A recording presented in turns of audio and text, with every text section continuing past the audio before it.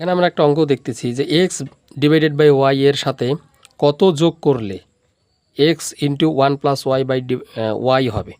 অঙ্কটি খুবই ইম্পর্টেন্ট। এটা আমাদের শিক্ষক নিবন্ধন কলেজ পর্যায়ে 2024 সালে এবং শিক্ষক নিবন্ধন স্কুল পর্যায়ে 2024 সালে কিন্তু এই অঙ্কটা আসছিল।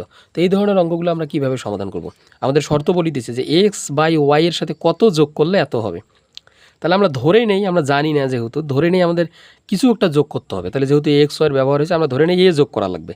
তাহলে এই অঙ্কটার সমাধান হচ্ছে এক্স বাই ওয়াই এর সাথে ধরে নেই আমরা এ যোগ করতে হবে।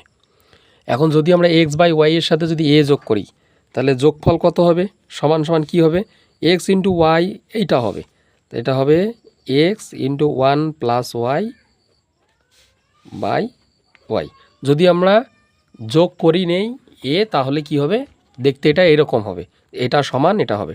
তাহলে আমরা এখন এর মানটা যদি বাইর করতে যাই, তাহলে আমাদের এখান থেকে জাস্ট এর মান বাইর করতে গেলে এটাকে ওই পাশে ট্রান্সফার করব। তাহলে x into one plus y, y plus থাকলে মাইনাস হবে x divided by y. Just আমরা ট্রান্সফার করলাম, এবারে